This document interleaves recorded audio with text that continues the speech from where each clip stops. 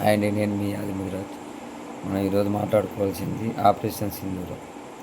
Operation సింధూరంలో 9 చోట్ల పోయి ఆ పాకిస్తాన్ ఉగ్రవాదులని మట్టు పెట్టడం కాదు, మంటలో కలిపేసిరు. ఒక్కటే దెబ్బ.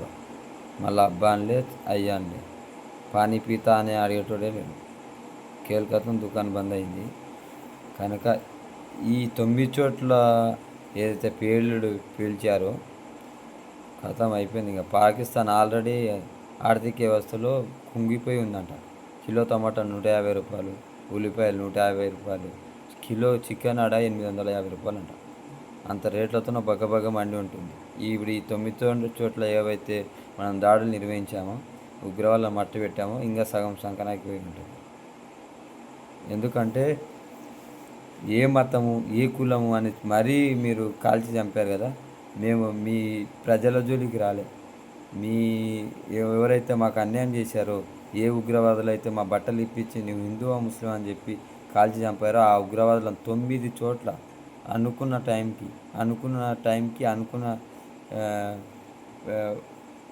బాంబులు వేసేసి 9 చోట్ల 9 మంది అంటే ఈజీగా ఎంతమంది తీసుకున్నా ఒక 100 మంది 200 మంది వచ్చి ఉంటారు ఉగ్రవాదులు. ఈ ఈ 9 చోట్ల ఇట్లా 200 ఎకరాలు ఉంటాయంట వీళ్ళు. ఎట్లా ఈ ఉగ్రవాదాన్ని పెంచి పోషించడానికి ఎట్లా నేర్పియాలి, ఎట్లా చేయాలి, ఏం చేయాలి, ట్రైనింగ్ ఉంటుంది. ఒక్కొక్క చోట 200 ఎకరాలు ఉంటుందంట. మీరు మీరు ఈ పాకిస్తాన్ ముండమోపి మాటలు మాట్లాడుతారు. ఏమని మాకు ఉగ్రవాదులకు ఏం సంబంధం లేదు, వాళ్ళు మా దేశంలో ఉండరా అని చెప్పినప్పుడు, వాళ్ళు ఉన్న స్థావరాలు గుర్తించినప్పుడు భారతదేశం, మరి మీరు మేము వచ్చినప్పుడు మా ఇండియా ఆర్మీకి అప్పగించవచ్చు కదా. మీకు మాకు ఏం లొల్లి పంచాలి లేనప్పుడు ఈ చైనా పీస్ అనుకుంటే ఇంతింత నూడిల్స్లు ఇంతింత వస్తే చూడు, ఆడంటాడు సానుభూతి భారత్ చేయడం ఇలాంటి దుర్మార్గం చర్య. వాడి కళ్ళే సరే సీమ కళ్ళు అంత ఉంటాయి. వానికి ఏమర్థమవుతుంది మన బాధలు. భారతదేశంలో ఒక్కరిని చంపితే 1000 మందిని చంపుతుంది.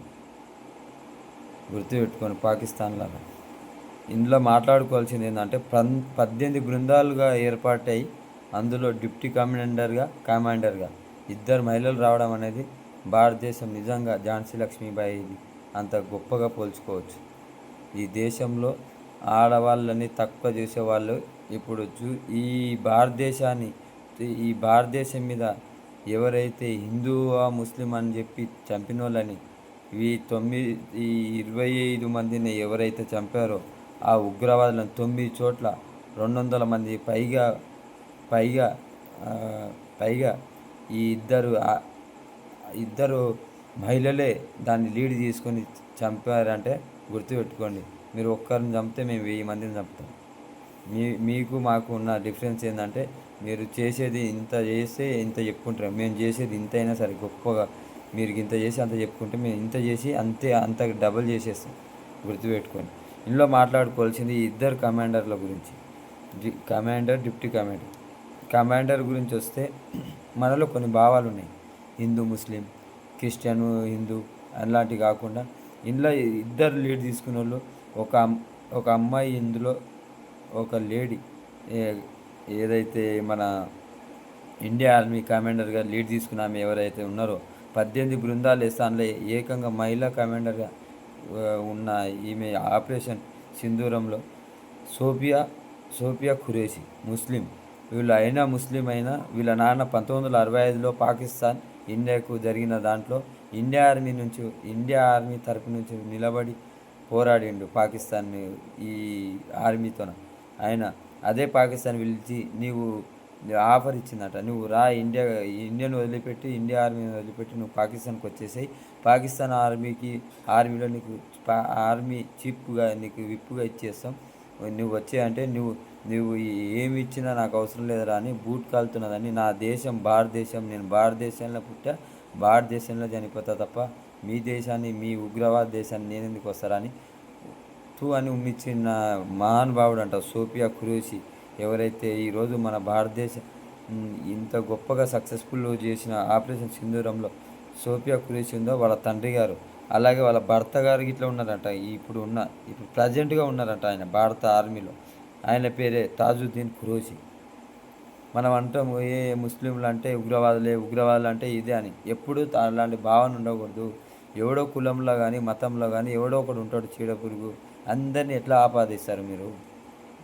ఎవడైతే అన్నారో వాడిని అనండి. మీరు అందరికి ఆపాదించడం వల్ల మనకు చాలా నష్టం జరుగుతది. మనం మీద భారతదేశం మీద ఇష్టం ఉన్నోడు గిట్ట ఇష్టం లేకుండా తయారవుతారు. ఎవడైతే తప్పు చేసిండో, తప్పు చేసినోడిని మాత్రమే అనండి. అలాగే మరొకరు ఎవరైతే ఉప కమాండర్‌గా ఉన్నారో, వింగ్ కమాండర్‌గా ఉన్నారో ఆ మేడం గారికి ఇట్లా ఆమెకి ఇట్లా ధన్యవాదాలు తెలుపుతున్నా. ఎందుకంటే ఆమెని గిట్లా మనం ఎవరిని తక్కువ చేసి చూడరాదు. వింగ్ కమాండర్‌గా విన్న యు యామికా సింగ్ గారికి ఇట్లా ధన్యవాదాలు. అందుకే ఈ పాకిస్తాన్ ఉగ్రవాదులకు ఇప్పటికైనా తెలుసుకుంటా నాయన, మీరు ఒక్కరిని చంపితే మేము 10 మందిని చంపుతాం. మీరు 10 మందిని చంపితే మేము 1000 మందిని చంపుతాం. ఇంకా అయిపోలే, ఇది స్టార్ట్ మాత్రమే అయింది. నేషనల్, ఇంటర్నేషనల్ అయింది. ఇప్పుడు మొత్తం పాకిస్తానే అవుతుంది. మీది ఇప్పటికైనా కనీసం మీ ఇంట్లో మీరు సర్చ్ చేసుకునే పద్ధతిలో లేరు. మీ ఆర్థిక వ్యవస్థనే మీకు కరెక్ట్ లేదు. మీరు మీరు మీరు మేము పెట్టే ఆర్మీ మీద మీరు 0.9% పెట్టారు. మేము 99% పెడితే మీరు 0.9% పెడతారు. మీ వద్ద అంత లావాదేవీ లేదు, అంత శక్తి లేదు, అంత సామర్థ్యం లేదు. మీరు మాతో కిందకి వస్తారు. మీరేందో చూసుకోండి. ఈ ఉగ్రవాద ముఠాలకు ఇప్పటికైనా తెలుసుకోండి. మీరు ఒక్కటి చేస్తే మేము 10 చేయగలుగుతాం. ఎవడైతే ఉన్నాడో ఈడొక్కడు దొరికితే అయిపోతే హాఫీజ్ సయ్యద్, నీ ఒక్కడిని అయిపోతే ఆ పాకిస్తాన్లో ఉగ్రవాదులు అనేటోళ్ళే పుట్టారు నాయన. నీ వల్ల వేల మంది మేము మీ ప్రజల జోలికి రాలే, ఏది రాలే. ఓన్లీ ఉగ్రవాద ఏవైతే 9 స్థావరాలు ఉన్నాయో దాంట్లో మీదనే దాడి చేసి ఇంకా మేము ఈ పాకిస్తాన్నే లేకుండా చేయాలంటే ఎంతకైనా చేయగలుగుతాం. అంత శక్తి సామర్థ్యాలు ఉన్నాయి కనుక ఇక్కడనైనా బుద్ధి తెచ్చుకుంటారా పాకిస్తాన్ ఉగ్రవాదులారా. నేను మీ యాది ముదిరాజ్. జై హింద్, జై భారత్.